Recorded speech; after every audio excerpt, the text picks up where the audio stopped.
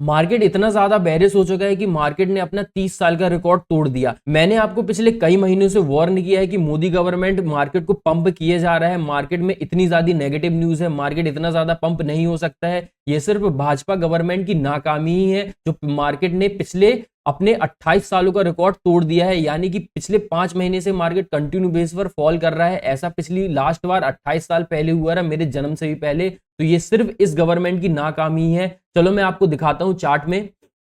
अगर आप लोग यहां पे चार्ट में देखोगे बहुत गौर से, तो आपको सन 94 में या 95 के आसपास ऐसा कहीं देखने को मिलेगा जब मार्केट पिछले 5 महीनों से कंटिन्यू बेस पर फॉल किया फॉल किया फॉल किया। यहां पर ये 94 के आसपास का चार्ट है, ठीक है। इसके अलावा मार्केट में और कहीं ऐसी मोमेंटम नहीं आई है कि जब मार्केट पिछले 5 महीने, हाँ मार्केट में करेक्शन जरूर आए हैं, बट कंटिन्यू बेस पर इतना ज्यादा मार्केट नेगेटिव होगा, 5 महीने कंटिन्यू बेरिश ही रहेगा, ऐसा कहीं और नहीं आया है सिवाय 2024-25 में, ठीक है। यहां पर आप लोग देखोगे मार्केट सितंबर में गिरा, ठीक है, उसके बाद अक्टूबर में गिरा, फिर नवंबर में गिरा, फिर दिसंबर में गिरा, फिर जनवरी में गिरा, फरवरी में भी आज मार्केट बहुत ज्यादा नेगेटिव क्लोज हुआ है। अगर सिर्फ आज की क्लोजिंग की हम देखें तो मार्केट अराउंड 400 पॉइंट के आसपास निफ्टी गिरा है, 1500 पॉइंट के आसपास सेंसेक्स गिरा है, ठीक है। अब यहां पर इसके पीछे की क्या वजह है? सिंपली यार, मैं आप लोगों को पहले भी बता चुका हूं और अब भी यही बता रहा हूं कि जो बीजेपी की गवर्नमेंट, एनडीए की जो गवर्नमेंट है, इनकी बहुत सारी ऐसी फालतू फुद्दू पॉलिसी रही है जिसके कारण मार्केट गिरता जा रहा है। पहले तो यार इन लोगों ने फालतू का लॉकडाउन लगाया, अनप्लान लॉकडाउन में इसको बोलूंगा, जिसके कारण मार्केट को एक बहुत ज्यादा नेगेटिव इंपैक्ट पड़ा। उसके बाद इन लोगों ने जीएसटी लेके आया। जीएसटी से आप लोग देख रहे हो ये सिर्फ आपकी और मेरी रोजमर्रा की चीजों की इतनी ज्यादा महंगी कर चुके हैं कि आज का मिडिल क्लास जो लोग हैं वो स्पेंड ही नहीं कर पा रहे हैं। टोटली कुल मिला के बहुत ज्यादा नेगेटिव हो चुका है, ठीक है।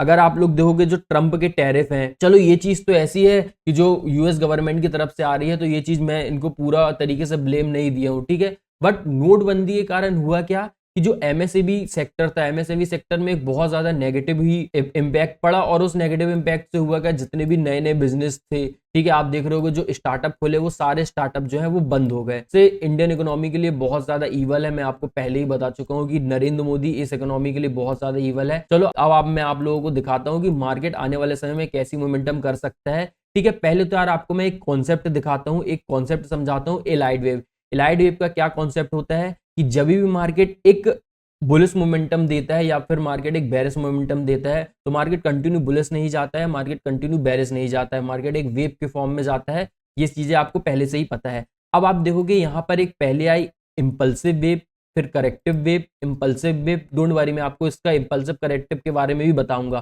फिर उसके बाद इंपल्सिव, फिर करेक्टिव, फिर इंपल्सिव। अब यहां पर अगर मैं आपको इजीली समझाऊं तो एलाइड वेव क्या दिखाता है कि जब भी मार्केट बेरिश होता है तो मार्केट 5 वेव में बेरिश होता है। पहले एक वेव आती है जो कि बेरिश साइड की वेव आती है यहां पर, ठीक है। ये एक इंपल्सिव वेव होती है। इंपल्सिव मतलब डायरेक्ट जो वेव आती है उसको इंपल्सिव वेव बोलते हैं। उसके बाद फिर एक करेक्शन होता है, ये बेरिश मोमेंटम का करेक्शन होता है जिसको हम बोलते हैं करेक्टिव वेव। फिर उसके बाद अगेन एक इंपल्सिव वेव आती है जो कि ये जो लो होती है पिछले लो को तोड़ देती है, तो इसे हम दोबारा बोलेंगे इंपल्सिव वेव। फिर उसके बाद एक करेक्टिव वेव आती है, उसके बाद अगेन एक इंपल्सिव वेव आती है, एंड अब इसके बाद जब ये 5 वेव कंप्लीट हो जाती हैं तो मार्केट अपना ट्रेंड पूरा कर लेता है। तो यहां से मार्केट के बुलिश होने के चांसेस ज्यादा बढ़ जाते हैं। तो अगर आपका पोर्टफोलियो बहुत ज्यादा नेगेटिव है, सिंपल सी बात है, बहुत ज्यादा नेगेटिव होगा। आप देखोगे जितने भी बड़े बड़े शेयर हैं, चाहे वो LIC हो गया, चाहे वो HDFC बैंक हो गया, चाहे रिलायंस हो गया, टाटा मोटर्स, ये सारे ही नेगेटिव है बहुत। इनफैक्ट टाटा मोटर तो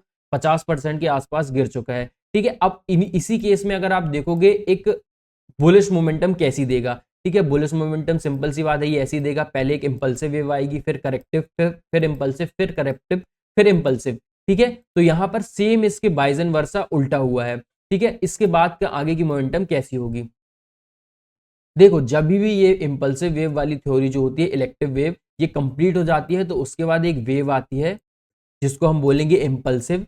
अब अगर ध्यान दो, ये कुछ ऐसा मार्केट स्ट्रक्चर बनाएगा। अगर मार्केट ये जो हाई आप देख रहे हो, इस हाई को अगर यहां कहीं के आसपास तोड़ देता है तो मार्केट फिर अगेन बुलिश हो जाएगा, ठीक है। यहां पर फिर आप लोग और भी ज्यादा बुलिश मोमेंटम के लिए प्लानिंग कर सकते हो अपनी, ठीक है। बट अभी के लिए फिलहाल के लिए मार्केट यहां पर और ज्यादा नेगेटिव नहीं होने वाला। जितना भी मार्केट नेगेटिव होना था मार्केट ऑलरेडी हो चुका है। मार्केट पिछले 5 महीने से कंटिन्यू बेसिस पर गिरता जा रहा है। तो अब मार्केट थोड़ा बहुत ऊपर चढ़ेगा, उसके बाद फिर मार्केट नीचे गिरेगा, जैसा फिर उसके बाद फिर ऊपर चढ़ेगा। ठीक है, तो यहाँ पर आएगी एक इंपल्सिव वेव, फिर उसके बाद आएगी एक करेक्टिव वेव, एंड अगेन आएगी एक इंपल्सिव वेव। तो ये थ्योरी है, आप सीधी सीधी बात में समझ जाओ कि मार्केट जो है वो अब आने वाले समय में बुलिश होने वाला है, तो ज्यादा फिक्र करने की बात नहीं है। हाँ, कुछ ऐसी नेगेटिव चीजें हैं जो इंडियन इकोनॉमी के लिए बहुत ज्यादा खतरे की घंटी बजा रही है। पहला तो यार हमारा जीडीपी नंबर जितना हमने उम्मीद किया था उससे बहुत ज्यादा कम आया है जीडीपी नंबर। उसके बाद अगर आप लोगों को मैं यहाँ दिखाऊं तो एफआईआई जो है वो कंटिन्यू बेसिस पर सेल कर रहे हैं। अब यहाँ पर मैं आपको सिंपल बताऊं तो बाजार आज आप देखोगे 11,000 करोड़ की एफआईआई ने बिकवाली करी है। उसके पहले भी आप देखोगे कंटिन्यू बेसिस पर एफआईआई जो है बिकवाली करते जा रहे हैं। ठीक है, मार्केट फरवरी महीने में सिर्फ 2 दिन ऐसा रहा, एक 27 फरवरी को, ठीक है, यहाँ पर आप देखोगे एक ये 27 फरवरी को, उसके पहले, हाँ, उसके पहले आप देखोगे ये जो 4 फरवरी है, ये सिर्फ 2 दिन मार्केट बुलिश था, बाकी सारे दिन मार्केट कंटिन्यू बेसिस पर गिरता ही गया है, गिरता ही गया है, गिरता ही गया है। अगर मैं आपको मंथली दिखाऊं डाटा, हाँ, तो यहाँ पर आप देखोगे एफआईआई अक्टूबर ने सेलिंग करी, उसके बाद नवंबर में सेलिंग करी, दिसंबर में सेलिंग करी, जनवरी में और फरवरी में कंटिन्यू बेसिस पर सेलिंग करते ही जा रहे हैं एफआईआई, कहीं रुकने का नाम ही नहीं ले रहे हैं। उसके बाद अगर मैं आपको ईयरली दिखाऊं तो ईयरली भी आप देखोगे मार्केट 2020 में बस एफआईआई ने बाय किया रहा, 19-20 में, उसके बाद 21 में भी मार्केट सेलिंग थी, उसके बाद 22 में, 23 में, 24 में, 25 में कंटिन्यू बेसिस पर 5 साल से एफआईआई जो है वो सेलिंग करता जा रहे हैं। मार्केट जो टोटली पंप हो रहा है वो सिंपली बात है जो घरेलू इन्वेस्टर थे उनके कारण पंप हो रहा है, यानी डीआईएस के कारण पंप हो रहा है। तो अभी फिलहाल मार्केट में मुझे इससे ज्यादा मंदी नहीं दिख रही है ना। मैं आपको सिंपल शब्दों में बताऊं, मार्केट ऑलरेडी बहुत ज्यादा गिर चुका है, तो यहाँ से मार्केट एक छोटी सी बुलिश रैली बना सकता है, यानी कि यहाँ से मार्केट एक बुलिश मोमेंटम कर सकता है। तो अभी के लिए आप वेट करो, वेट करने से ज्यादा आप और कुछ कर भी नहीं सकते हो। ठीक है, मैं धीरे धीरे शिफ्ट कर रहा हूँ कि अब इंडियन मार्केट को छोड़ के क्रिप्टो वगैरह ट्राई करूँ, वहां पर ज्यादा अपॉर्चुनिटी है। ठीक है, तो अभी के लिए इतना ही, थैंक यू।